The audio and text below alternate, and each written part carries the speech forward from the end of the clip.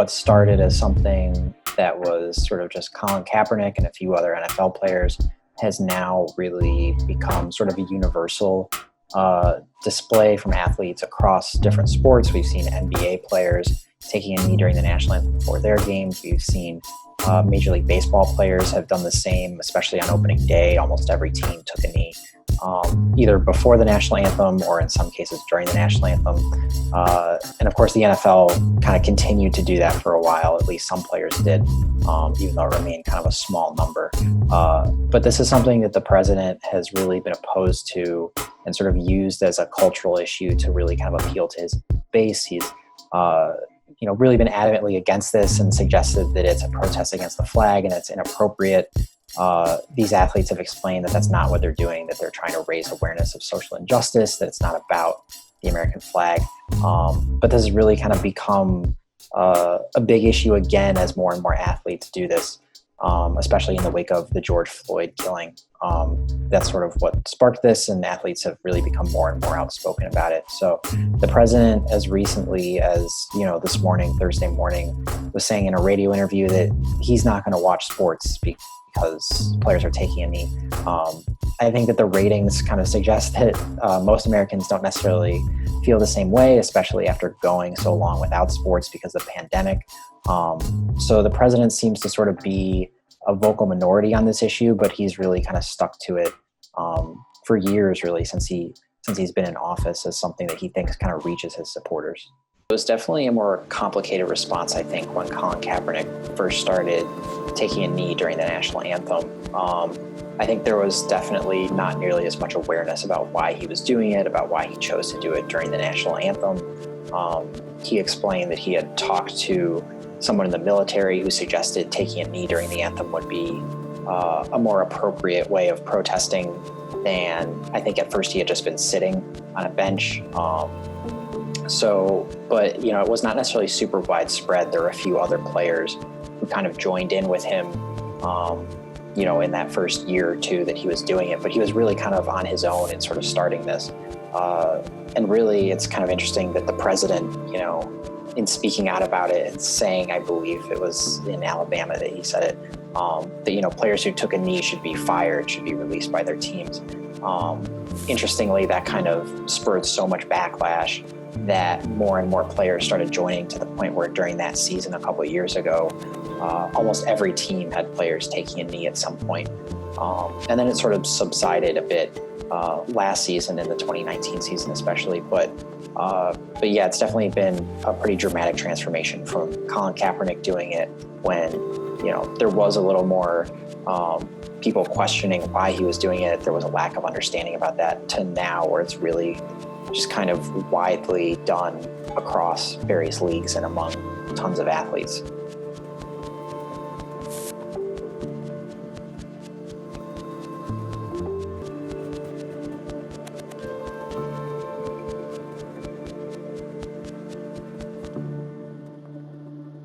So I think there are three big things that this poll shows. The first is the political divide split. Democrats are much more likely than Republicans to support kneeling during the national anthem, so much so that about 3/4 of Democrats support it and about 3/4 of Republicans oppose it. The second split deals with race, but it's not as sharp as people might think. On one hand, Blacks are much more likely to support kneeling. Well over 80%, nearly 90% support kneeling for the national anthem. For Latinos, it's closer to 70% who support. And then among whites, there are over 40% of whites who do support kneeling for the national anthem. Nationally, when we look at this poll, a little bit over 50% actually support kneeling for the national anthem. So when we look at what's going on here, politics is primarily driving it, because we know that politics and oftentimes race, particularly when we're talking about police violence or the movement for Black lives, is something that does fall along political lines. And I think it's a few things that people should take away. First big thing is that there are some people that when people kneel or protest something, that some people perceive that they are protesting America. So when it comes to protesting against racism, some people perceive protesting against racism to be protesting against America.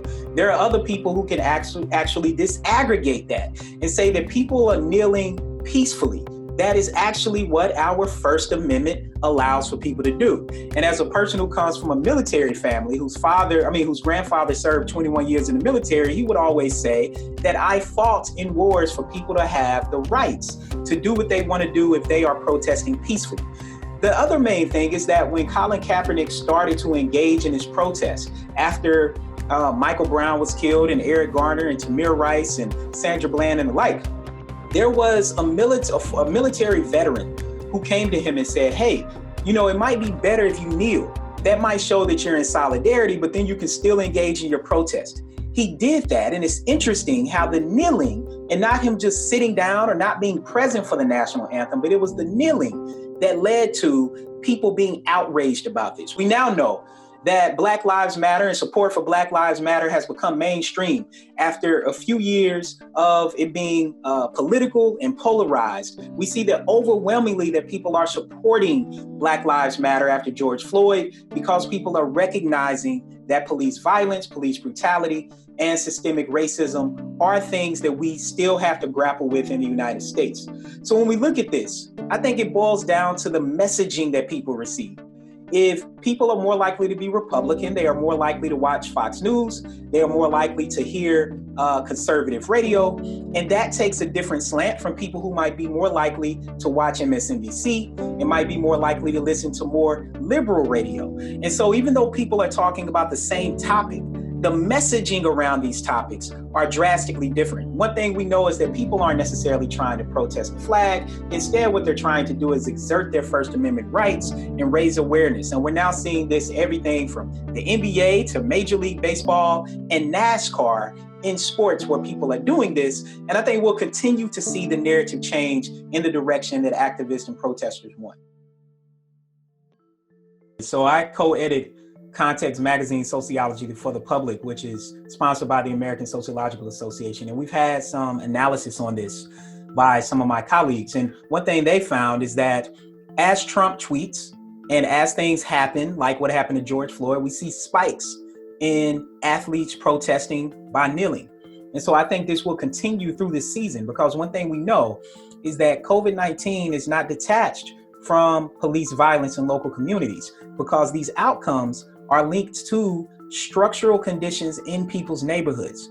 So the neighborhoods that are being hardest hit by COVID-19 are also neighborhoods that are being hardest hit by crime as well as by police violence. And oftentimes athletes come from these particular neighborhoods. So they're seeing their friends and their family be impacted. I mean, George Floyd was a very close friend of Steven Jackson, who played in the NBA for several years and was a very notable NBA player.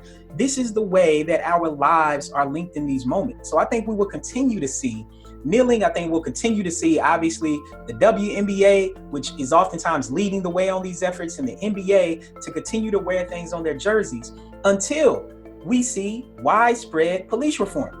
And that's ultimately what people want. What's happening right now is we're doing a lot of symbolic posturing. And I think in professional sports is needed because it's high profile.